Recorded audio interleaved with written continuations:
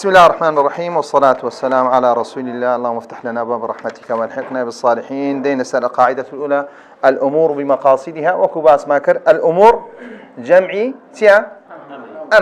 أمر الشمولي سدكا أقر بيتو بلين فقه إسلامي باس دكا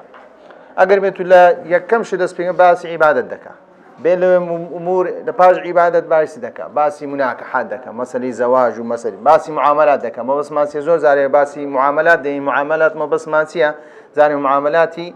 كما ما بس ما معاملات دو زور معاملات مالية يا مالية غير مالية مالي أو ديارة غير مالي سيا كما بس جن هنا وزواج ومناكحات ليرة همو هروا عبادات الشمولي دكا كواتي همو كردويك همو كارك تقفتار بي تكاربي چون دوشتا قصه کردنش چیه حسابی خوی لسره کاته تو قصه دکی کاته قصه لبرس دکی کاته کار چیز دکی او کاری لبس دکی کاته همو او کارانی که انسان دیکا لمیزانی خوای پروردگار اگر بیتو قاضی شرعیش من هبی قاضی شرعیش من کاته چشیک دبی او چشی هندی ذا قاضی بس حلکا دگریتو سرته دگریتو سر مبستکان انزا کو مبستکای ددنی اول دوايدين السري وكو باس ما كان أصل هذه القاعدة أصلها أو قاعدة لا تورجيها قد ما هم قاعدة تي هي دبيتي هبي سندي هبي دبي بلقي هبي بلقى كلا هبي يعني القرآن بي يعني فرمودي بيغمبر صلى الله عليه وسلم حتى القرآن يجبايس ذكا وما أمروا إلا ليعبدوا الله مخلصين كاتب بايس ذكا باسي مسألة إخلاص ذكا باسي ذكا باسي نية ذكا كاتي إنما الأعمال بالنيات كاتا إنما تي أداة حصرة كاتا همو كارو كردويشي كما بس خطابك لبوشيا خطابك لغير إنساني همو كارو كردويش مروف لبوي بو حساب كري بو حساب نكري بعبادة ببرسن حساب كري ببرسن حساب نكري حلال حرام أو اشتسيا نية دوري شي هي دوري شي قوريه لسر أو مسألة يكم يعني كباس معك إنما الأعمال بالنيات تزور عملك سون كتير إنما الأعمال الصالحات يعني إنما الأعمال الطالحات ما بس أعمالي صالحة يا أعمالي طالحة نابي هردوشي بي سواء كاتك كامريا قد زيدك ولا لا تزيم قرتو ولا بريكا قد زيبو كردوي ساعة كم دسم منظمية خيري هي وبار كاكوشتان ناخوا لكن دادوري مسلمان وشتان ناخوا راست خود بيسيلم كا حكمك إلى سرسيا هم الشرطة كاني هات سريسي دبي لسري زي ما زي بويا نية لهندي شتيا لهندي كشد كحرامة بمجرد نيتيا حلال نابي حنا بون من ظلم حرامة إن زنية تساق بي خراب بي هر ظلمة بلام كردوين ساكا بيويسي بسيا بيويسي بنيتا كردوين ساكا بيويسي بنيتا أوشتل لبو خواينيا لو كاتي دوري دبين بلام كردوين خرافا سيا لبو خواد بي لبو خواد نبي سيا كابرا اگر بيو تو زري لك سجده بر والله كاكا نيت معنا بودري كاكا لسنيتك يقول احبار ناري بنا او زرري بمن قاعدي ورا كاكا تمدو قربوم كو داويتي لدكي داوي قربو دكاتو بو نيت لهند شد لقضاء ود لداد قاعده ناخوا بلام لا اخواي پروردگار اعتبار له بودكري حدسن اگر بيتو كسك تاواني جبكا بلام اگر بيتو تاوانكي بحالي كدنيتي خرافه نبو او شتي ديال زادين السري يا كم يا كباس معك أصل هذه القاعدة أو رماكدو شرح القاعدة كشرح كي بشيء بسيط مان المقصود بهذه القاعدة أن الأحكام الشرعية في أمور الناس ومعاملاتهم تتكيف حسب قصودهم حسب ببيتيا ببستي ما بس كانت يدواني بالريالي لسر بدين دين لسر من تطبيقات هذه القاعدة يكم تطبيقات من دروم موبايلك دبين للرجاي موبايلك بدور خير كاتك أو موبايلم لدس أو دمي هرم قلتو ترى لناوري خم داني الراس بربوشكا راس تخو صاحبك هات قلت كاك موبايلك من يبردو دري أوت موبايلك كاتك شكا من تلفي كاد يست موبايلك تسيلي هات لدس شيشكا لنستمر من ضامن ميانا ضامن ميانا ليه الأمور بمقاصدها بلي بله بس اگر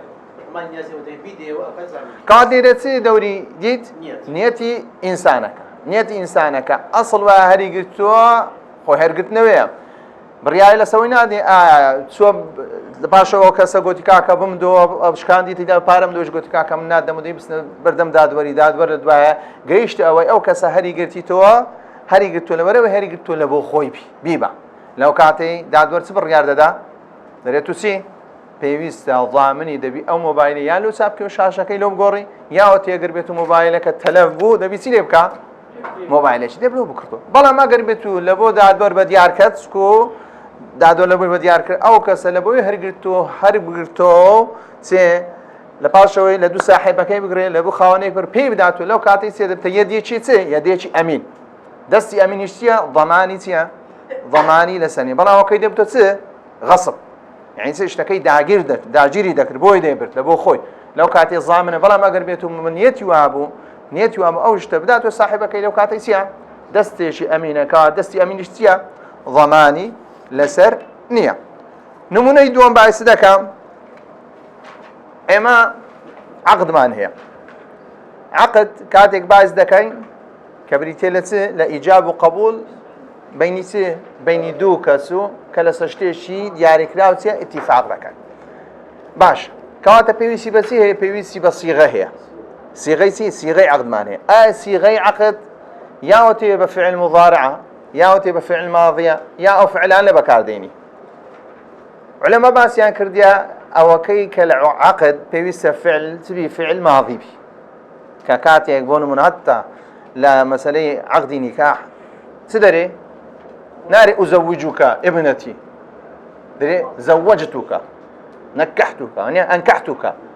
ئەنکەحتوکە یعنی هۆ دووشیان بە چییە فعل ماضیە هیچ کێشە لەوەی نییە ئەگەر بێت و عەقدی هەر عەقدێک ئەگەر بێت و بە فعل ماضی بوو بە فعل ماضی بوو چونکە فعل ماضی یەک دەلالەتی هەیە دەلالەتەکەی چیە زەمانێکە کە ڕۆیشتیە کانەمە ئێستا کەم دەرێم ئەو مۆبایلت فرۆشت بە تو فرۆشتیە بە تو فرۆشتیە ئەنی چییە ڕۆیشتیە کاتە دەلالەتی ئەوەی هیچ گومانی تێدا ناگە ئەمە دەمەوێت چ بکەم دەمەوێت شتەی چ لێ بکەم بفرۆشم بەڵام ئەگەر بێت و بە فعل مضارعم گوت فعل مضارع دوو زەمانی هەیە یان زەمانەکەی ئێستاکەیە یان زەمانەکەی چیە مستەقبەلە نابی کڕین و فرۆشن لە بۆ زەمانێکی داهاتووبی نابی کڕین و فرۆشن لە بۆ زەمانێکی داهات بۆیە دەڵێن بە فعل مضارع چییە ئەگەر بێت و مەبەستەکەی مستەقبەل بوو ئەو عەقدە چییە دانا مەزرێ بەڵام ئەگەر بێت و ئەوانە بە فعل مضارع یان عەقدەکیان کردبوو بە فعل مضارع عەقدیان کردبوو کاتی لێرە دەبی چ بکەین ڕاستە خۆ برین کاکەنگۆ عەقدەکەتان دانەمەزرای نەخێر دەی هەردووکان دەینین قسەیان لەگەر دەکەن کاتێک فعل مضارعەکەتان بەکارهێنای بەبەستەکان چ کاتێک بووە ئەو گوتیان حال بووە ئەوە دەرین کاکە عەقدەکەتان چییە دامەزرای ئەو گوتیان لە بۆ داهاتیە دەرین عەقدەکەتان چییە دانەمەزرایە هەدانەمەزرایە نەک باتڵ هەدانەمەزرای یعنی عەقدەکە هەر پێک نەهاتیە بۆ چییە لا ينعقد به البيع هەدانەمەزرای ئەو زۆر عەقدە نمونەی سێم چێ نمونەکەی خۆین تۆ نمونەی جیم دەی نەبزەم چی لەوان دەکاتە دای فەرمو نانە بیکە ڕاست بیخوێنەوە و باعث دەکا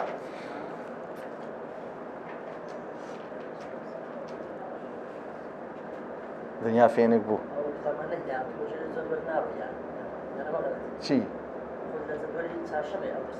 نامە سێشەمە دەی ناخوێنەوە نا ڕاست مانایەکەم لۆ برێ بخوێنەوە مانەم لۆ برێ خوێنتۆ کابزەم ستێگەیشتی دێ صەیاد یعنی چێ تەواو تۆڕی هەبوو بەڵێ ئەگەر هاتو لە بۆ خوشیکردنەوەی بوو ئەوە فەرقی هەیە ئەگەر لە بۆ غێر وشکردنەوەی یعنی چۆن فەرقی هەیە ئەو تێگەش باش چێدی زۆر باشە بێت و ڕاچیە تۆڕەکەی تێ هەڵدا بە هەر مەبەستێکی ڕاکردن نەبوو بە مەبەستی ڕاکردن نەبوو تۆڕەکەی تێ هەڵدا هەر شتێک پێوە بیتر مافی ئەوی نییە چونکە مەبەستی ڕاکردن نەبووە ئەی مەبەستی چ بووە تۆڕی لەوە فرێدا مەبەستی چاکردن بی وشکردنەوە بیتن بە هەر مەبەستێکی باشە یعنی ئەوە نمونونەکە بەو شێوە نیە بەس ئەوەش دەتوانی بەکاربین ئەو نمونەی بەڵێ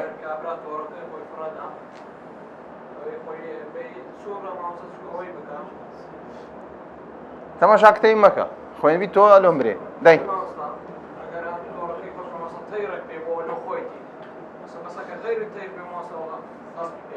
ئەوش ناوەنی دەی کاکە پڕێک ینی هەندێک کتەوەکەی دیش غەڵەتە غەسپی تێدا نییە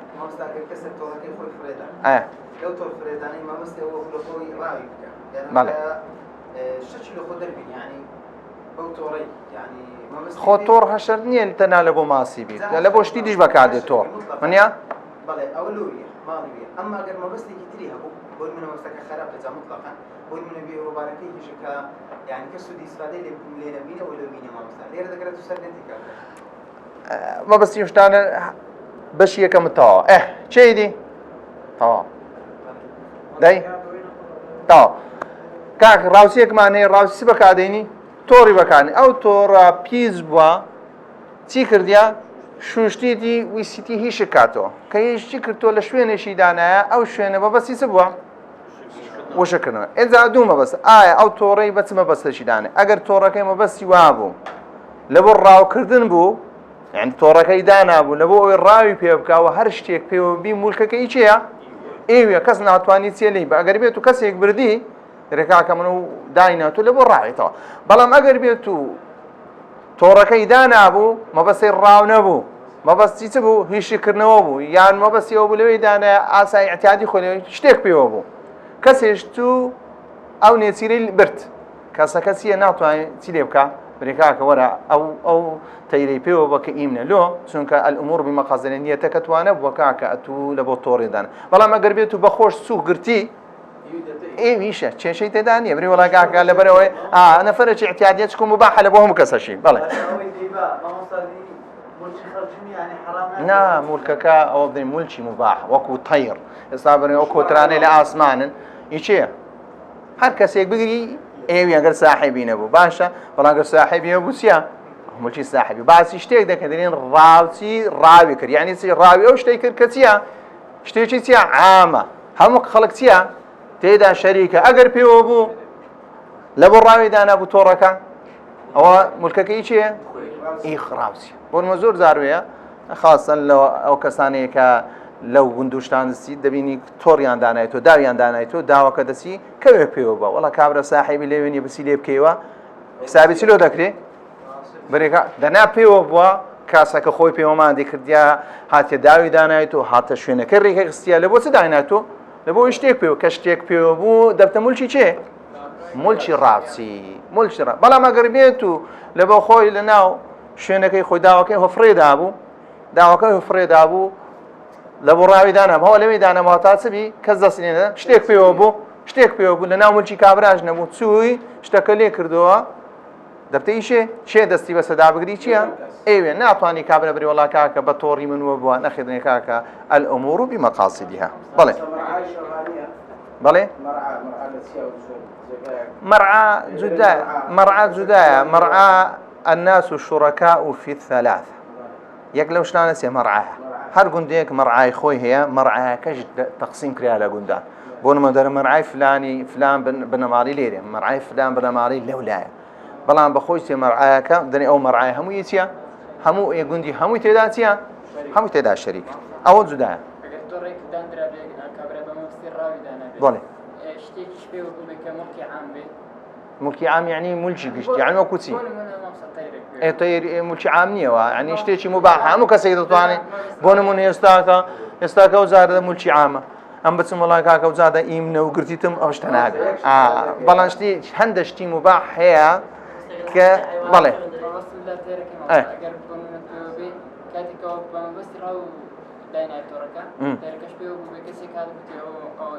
ئەدەی پێیداتەوە ئەتەوە خۆ دیارە ئەندە شتێ دیارە دیارە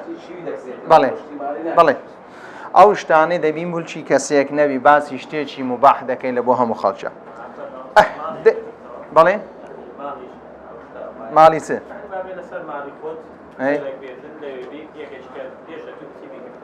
ماڵی خۆت کامرە کو دەتوانی بێتە ماڵی تو خەماڵی تو یعنی شوێنی خۆی هەکو دەتوانی بێتە سەرخانەی تو کە هاتە ماڵی توتەوە ینی لە شوێن دەرە کابرا ناتوانین بێ لە سەبانی توشتەکەی بە حەقی نییە ئەو مافەی نییە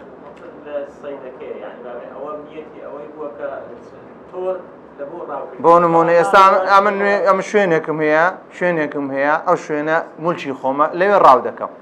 کابرا هەر شتێک لەوێ ڕاو بکەم لەوێبی کەس ناتوانانی بێ دەستی بێتە ناو شوێنەکەی میشتەکەی بە چونکە لە شوێندا لە موچی منە ئەمە باز شتێک دەکەن سەیدێک دەکە لە شوێنێک دەکە ئەو شوێنە ئی خۆی نییە هەروەها چیە لەو کاتێش بە نیەتی ئەوەی داینایە کە چبی هیچێک بکات و شتێک پێوە بە بەڵام ئەگەر بێتونە ناو مولکی خۆی بی کابرا کو دەتوانانی بێتە ناو مولکی شتەکەی چ لێ بکاتەوە هەنجی حکومەکەی جودایە وصف الفعل بالحل والحرمة بناء على قصد فاعله ئێستا کە دووشتمان هەیە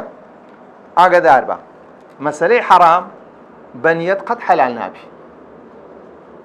ئەنی کەسەکە برێکاکە نیەتم وا بوو ئەو پەرداغارەکەی دەخۆم بە نیەتی ببسی شتیۆمان نییە حرام چییە مەسەلەی حرام کۆتایی پێهاتی حرام بە نیەت چییە بەڵام جەهلی تێدابی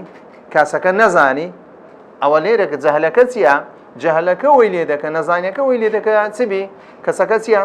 تاوانبار نەبی بەڵام مەسەلەی حەلال نیەت وەی لێ دەکە حرام بی نیەت وەی لێ دەکە چییە هەر چەندە بەخۆی ئەسڵەکە شتەکە لەوانەیە مباح بی لەوانەیە مەندوب بی لەوانەیە شتێشتر بی باشە بۆ بەڵام چی وەی لێ دەکە چییە حرام بۆ نمونە کوشتنەوەی ژیان لەوەر دەتوانی حرامکەی بە نیەت تەنها نیەتێکی خراپ لێ بینی وانە تەنها نیەت وێبی بە ناوی فلانجەی ڕاست کوشتەوە نیەتەکە لە بۆ چ بوو نیەتەکە بۆ چ کەواتە ڕاستە خۆ ئەو خواردنە ئەو گۆشتە حەلالە کەچی لێرە ڕاستە خۆ چییە حرام دەبی لۆ چونکە نیەتەکەی چ بوو نیەتەکەی چێ بۆ شرک و گومان لێرە باسی نمونەی کردیان نمونەکە چییە مەبەستی زەواج نیکاح بەخۆی شتێکی چییە مباح مستحبە باشە هەندێک دەرێ مباح هەندێک جار دەبتە سونەت هەندێک جار دەبتە مەکروه هەندێک جار دەبتە حرام ئەوەی مەزەیبی ئیمام مالیکیە باشە ئەگەر بێت و کەسێک ویستی ئافرەتێک بینی مەبەستی ئەوە کاتێک ئەو ئافرەتە دەینی بەبەستی زەرەری لێ بدە نیەتی هەیە نیەتەکەی باشە خراپە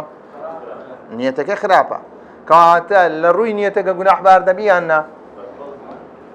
کەسەکە چییە گوناحبار دەبی بەڵام لێرە ئایا ئەو نیکاحی کردیتی حرامەیان حرام نییە ئەوە ئەگەر بێت و لە مەزەبی شافعی تەمەشا بکەین تەمەشا عەقدەکەی دەکەین عەقدەکە هەموو ئەرکانەکانی تێدا بوو هەموو شەرتەکانی تێدا بوو هیچ مانعێک نەبوو دنیا عەقدەکە عەقدێکی چییە صحیح بەڵام کابرایەکە چ بووە مذنی بە گوناحبارە کەواتە لێر ئیعتیباری بە چ کردی ئیعتیباری بە ڕووکەشی چ کردیە ڕووکەشی عەقدەکەی کردی عیلاقەی بە چ نەبووە عیلاقەی بە نیەت بەڵام ئایا لێکە خوای پەروەردگار چونکە ئەمە دووشمان هەیە ئاگادار بی زۆر جار وەیە نیکاحێک دەکرێ لە ڕووی زاهردا چییە قەضاءەن نیکاحێکی چییە دروستە بەڵام دیانەتەن نیکاحێکی چییە حرامە نیکاحێکی چییە حرامە ئێستا الزواج بنية الطلاق الزواج بنية الطلاق هم علماء الجمهور لەسەرەوەی چیە دروستە بەڵام لە قیامەتدا چ ئیعتیبارێکی لۆ دەکەی کەسەکە تاوانبارە و زاڵمە کەسەکە تاوانبارە و زاڵمە لۆ چونکە ئەسڵەن ئەو زەواجەی کردیە بە نیەتی ئەوەی کاتیبی بە نیەتی سبی کاتی بەڵام ئەو نیەتەی چییە دیار نەیە خستیان زەواجێتی اعتیادی کردیە و طەبیعی و هەموو ئەرکانەکانی تێدایە مەرجەکانی تێداوە کاکە مەشکە مەرجەکانی تێدەبدرێن نیکاحێک لە ڕووی قەضاوەت نیکاحێکی چییە هیچ کێشەی تێدا نیە بەڵام لە دیانەتەن چییە لە دیانەتەن الأمور بمقاصد ئەو کەسێکی چییە تاوانبار بە لۆ تاوانبار بە چونکە نیەتێکی چییە خراپی هەبووە و هەروە فعل ئەو مافەی خوای گەورە پێیدایە بە شێوەیەکی چی بەکارهێنایە بە شێوەیەکی هەڵەی بەکارهێنایە هەروە مەسەلەی ئەو پیاوەی الإمساك الزوجة بمراجعتها أثناء العدة بقصد استمرار الزوجية ئەگەر بێت و طلاقمان هەیە نییە طلاق بەدەست چییە بەدەست پیاوە چەند طلاقمان هەیە سێ کابرا لە بۆ ئەوەی زەرە لە ئافرەتەکەی خۆی دەیهەوێت چییە طلاقی دەدا پێویستی بە چییە پێویستی بە عدەیە پێویستی بە عدەیە سێ پاکبوونەوە یان سێ حەیض حەیضی یەکەم یان حەید لە مەذهەبی ئیمام شافعی پاکبوونەوەی یەکەم دەڕوا پاکبوونەوەی دوڕوا پاکبوونەوەی سێم درێ بێ چی لێ دەکات دەیگەڕێنتەوە کە گەڕاندیەوە دەبتۆ چێ دەبتۆ ئافرەت دیسان تەلاقی دەداتەوە دیسان پێویستی بە چییە پێویستی بە عەددێ کەواتە دەبیست دیسان چییە دەبیست سێ عەددەی دی دیسان دەگاتە یەکەم و دەگاتە سێم دەگاتە چارەم کەواتە دیسان سێ مانجی بابرەی لۆ زیاد کرد سێمان کڕۆی سێ مانجی دیشی زیاد کرد دیسان درێ تەواو بی دیسان چییە دەیگەڕێنتەوە دیسان دەبتۆ چ ژنی ئەو کابرایە ڕاستەخۆ دیسان تەلاقی دەداتەوە ئەوجار دیسان چییە ئەوجار تەلاقە کۆتایی بێ بەڵام عەددەی لەسەر چ بوو درێژ بوو نۆ مانجی بەسەر چوو نۆ مانجی لەو ئافرەتەی چ لێ کرد فەوتان تەنها مەبەستەکەی چ بوو مەبەستەکەی بریتی بوو لە چ زەردان و ئەزیێتدانی ئەو ئافرەتەی خۆ ئەگەر بێت و تەلاقی یەکەم ئافرەتەکەی کە تەلاقدایە نەیگەڕان باوە ئەو ئافرەتە دەبۆ چ دەبوو کەسێکی ئەجنەبی لەو پیاوی دەتوانێت مێرد بەوی بکاتەوە بە مەهرێکی نوێ و بە عەقدێکی نوێ یان دەتوانێت مێرد بە چ بکاتەوە مێرد بە پیاوێکی دی بکاتەوە کەواتە لێن بەڵێ جیهانیە ئەیە تەلاقی یەکەم سێ یەکەم نا یەک تەلاق کە یەکەم یەک تەلاقیدا کە یەک تەلاقیدا عەددەی هێشتان تەواو نەبوو دەتوانی بگەڕێنەوە بەڵام کە عەددەی تەواو بوو نایتوانی بیگەڕێنەوە ئیلا دەبی بستۆ داخوازیێ مەهری بداتی بیگوازتەوە بە هەمان شێوە باشە کاکە ئەوە وەکو چ وإذا طلقتم النساء فبلغن أجلهن فأمسكوهن بمعروف أو سرحوهن بمعروف یان ئەگەر بێت و دەتەوێت لەگەری ئەگەر بێت دەیگەڕێنەوە بە باشە بیگەڕێنەوە یعنی سەر لە نوێژیان لەگە دەست پێ بکەوە ئەگەر دەتەوێش ئازادی بکەی و واز لێبینی بە شێوەیەکی چاک ئازادی بکە ولا تمسكوهن ضرارا لتعتدوا ئاگادار بە نەیگەڕێنیەوە نیەتوانە بێ ئافرەتەکەی خۆ بگەڕێنیەوە لە بۆی چییە زەرەری چییە پێ بدە ئەوە خوای پەروەردگار نەفسیەتی پیاوی خوێندیتەوە نەفسیەتی پیاوی خوێنیتەوە بۆیە ئەو ئامۆژگاریەشی چییە کردیە پیاو زۆر زاروێ دەگاتەوە حالەتەی چێ دەیەوێ عقوبەی چێ بدە ئەو ئافرەتەی بەوە خوای پەروەردگار حرامی کردیە کە کەسێک بیگەڕێنیەوە ئەگەر بێت و مەبەستەکە چییە مەبەستە ئیستیمراری زەوجیە نییە دەینە سەر شتێکی تر النیەت المجەڕەدە تەنها نیەت حکمی هەیە دەتوانی بڕیا لەسەر نیەت بدەین لەسەر نیەت خەڵق عقوبە بدەین پێش ئەوەی فعلەکە ئەنجام بدە برێگاکە نیەت دوا بووە نیەت شتێکی چییە شاراوەیە تەنها خوای گەورە پێدەزانی لەگەر ئەو کەسەیش چییە کە نیەتەکەی هەیە کەسی دی نازانی کەواتە ئایا لە بۆ من هێم بێم بڕیا لەسەر نیەتی تو بدەم بۆ منە زۆر جاروێ کەسێک شەو نوێژ دەکا و دێتە مزگەوتی وڵای کاکەت نیەتت باش نییە کاکەم نوێژێکم شەو نوێژەکەم نیەتم لەوە چی یعنی کابرا خێری دەکەدری وڵای کاکە نیەتی باش نییە کاکە تو چ عیلاقت بە نیەتی ویە ئایا کردەوەکە باشە یان نا ئەتو برێگاکە ئەو کردەوەی دەیکەی باشە عیلاقت بە هیچ شێوەیەک دەسەڵاتی خوای گەورە مەبە بێ بڕیا لەسەر نیەتی خەڵک بدەیت کە شتێکی زۆر هەڵەیە بەڕاستی مسلمانانی زۆر جاروێ ئەو شتەی دەکەن یعنی کابرا زۆر شتی هەیە دەرێ کاکە ئەو نیەتی ئەو هەیە کاکە ئەو نیەتە تو پێ وەرەکت لەکنا ئەو پێ وەرت لە یعنی لە چێلۆ بەزێمایە تەنها مەبەستی نیەت تەنها خوای گەورە یعلەم ما فی الصدور خوای گەورە دەزانی کە کاتێک کردەوەکەی چاکە تو دەبێت چی لێ بکەیت دەستخۆشی لێ بکەی و هانی بدەیت نەک بێت چی لێ بکەیت تەرتوێرانی بکەی برێ کاکە نیەتەکە نیەتێکی پاک نییە بۆنمە کەسێک بێت تێرە بری وڵای کاکە ئەوە نیەتی باش نییە دێم ملاوانی بری متابعی چ دەکە متابعی مەدەکە بەهابێ دەنا هاتیە بەخۆی کردەوەیشی چییە کردەوەیکی باش هاتی دەستخۆشی لێ دەکەی دەستخۆش بی نیەتەکەش ئەوە لە بۆ خوای پەروەردگار ئیلا گەربێت و بە فعلی وە دیارکەن بە فعلی شەکەوە دیارکەت هەنجی بڕیای لەسەر شتەکە دەدەین يلاحظوا آية بويا نية المجرد لا حكم لها في أحكام الدنيا تنها نية دو أحكامان أحكام الدنيا أحكام آخرة يعني كانت أحكام آخرة نية دوري هي أنا نية دوري هي بلام أحكام الدنيا تيا نية دوري نية بركوزي دوري هي بريتيا اشتكي ديبينين نحكم بيتي بالظاهر والله يتولى السرائر ئێمە حکم مەزاهیر دەدەین بۆیە کەسێک ئەگەر بێت و کردەوەی چاچی کرد نیەتەکەی کەیف خۆیت کردەوەی خراپی کرد خراپە بەڵام ئەمە تەنها مجەڕەدی نیەت بۆ نمونە نەکاری کردەوەی خراپی کرد نەکردەوەی چاچی کرد تەنها مجەڕەدی نیەت ناتوانین بکەینە پێوەر بڕیایی لەسەر بدەین بۆ نمونە برین کەسێک وڵای کاکە ئەو کەسە نیەتی وایە دزی دەکە بۆیە پێویستە چی لێ بکەین بێ عقوبەی بدەین دەبێت ئیلا چ بکە کارەکە چییە کارەکە بکە ئینجا دەتوانی سێ بۆ ئەنیەت المجەڕەدە کە تەنها نیەت بە تەنیا یان کەسێک نیەتی وایە ئافرەتەکەی خۆی تەلاق دە لە چێن دەر لەناو دڵی تەلاقی کەت نەخێر ناکەوە هەتا نەیکاتە چێ نەیکاتە فعل کابرەیەک لە ناو مێشی وا فکر دەکات و گومانی کوفری بەسەردادێ شک و گومانی لەوە دروست دەبی هەتا دەری نەبڕی و نەیکاتە فعل زیە هیچ ناتوانانی بڕیاری تەکفیری لەسەر بدەیت بڕیاری بچی لێ بدەیت بڕیاری مرتدی لەسەر بدەیت کەواتە ئیلا دەبی چی بکاتن بكاتة بويا النية المجردة لا حكم لها في أحكام الدنيا تعدمين دين يسأل الثواب على النية الحسنة مع عدم مشروعية الفعل هل سند فعلك لا بنرد مشروعية هل سند نمونكاني بلام نية حسنة لا إخوة برودغارسيا بعد عشية تنها كسك نيتي تاكا أبو كردوا كش ساق بوتيا أزريش لو دنوسري ئەگەر بێت و کردنیەتی وا بکردەوەی خراپە بخە نیەتیشی وا بکردەوەی خراپکە بەڵام نەیتوانی بیکە هەر لەو چی حیسابە هەرچیە هەر ئەجرێشی لە بۆ حیسابە لێرە باعسی دەکا نمونەکەی چییە كالمصلي يصلي بقصد الصلاة كسك نوێژ دەکا کەوە دەزانی دەست نوێژی هەیە کەوات لێرە چ هەیە عیلاقەی لە نیەت نییە علاقەی چی علاقەی لە شتێکە کە نەزانینە نەزانینەکەەوە وای لێ کردی کە نیەتی وایە چ بکە نوێژ دەکا ئایا نوێژەکەی دروستە گەر بێت و بەبێ دەست نوێژەکەی کرد وانە لە دوای لێوە دیارمە بەسماتی کەسەکە لە بۆی وە دیار کرد کە گوتی من نوێژم کردیا نوێژەکەم نەکرد وەڵاهی بەڵام دەست نوێژم نەبووە تو بڕیا دەدەیت دەبێت نوێژەکە چییە دروست نییە لۆ سوکە لە بەبێ دەست نوێژ بووە بەبێ چێ بەبێ تەهارەت بووە کەواتە پێویستە چی بکە هەر دەماوە بیر هاتوو بیکاتەوە بەڵام ئایا کاتێک کە نوێژەکەی ئەنجامدایە نیەتی وا بە ئەو نوێژەی بکە نیەتەکە چ بووە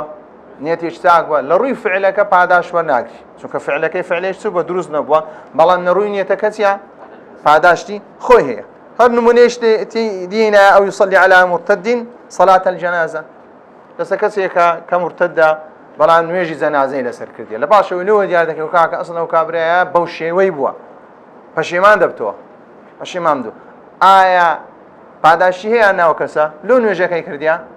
لە بۆەوەی چی پاداشی بگاتی کەواتە لەسەر نیەتەکەی خۆی چی پێدەگات پاداشتی پێ دەگات یان لەو کەسێک بێ کەسێکی برسی دیت زۆری زگ پێویستە چوو خواردنی لە بۆ هینە لە پاش ئەوێ خواردنەی لە بۆ هینە چیە خواردنەکە چ بوو ژەهرایی بوو کەسەکە چیە پێمرد لە پاش ئەوێ برمانە بەردەم دادوەری کاکە و کەسە لۆ کوش گوتی وڵایی لۆمەوە دیار کرد ئەو بەبەستی چ بووە بەبەستی یارمەتیدان بووە ئەو خوانەی پێدا بەڵە نەیزانیە چیە ژەهرایە بۆیە لەو کاتی دەرێ ئەو کوشتنیەشی چیە خەتە چونکە نیەتی وانە بۆ ئەو کەسە بکوژی بەڵام هۆکاریش بۆ لە بۆ چێ لە بۆ کشتنی ئەو کەسە بۆیە چی دەکەوتە سەرێ دیەی دەکەوتە سەرێ دیەکەی تەنها ناکەوتە سەرە خۆ دەکەوتە سەر چ هەموو خزم و کەسەکانی خۆشی ئەوە پێ دێن الأمور بمقاصدها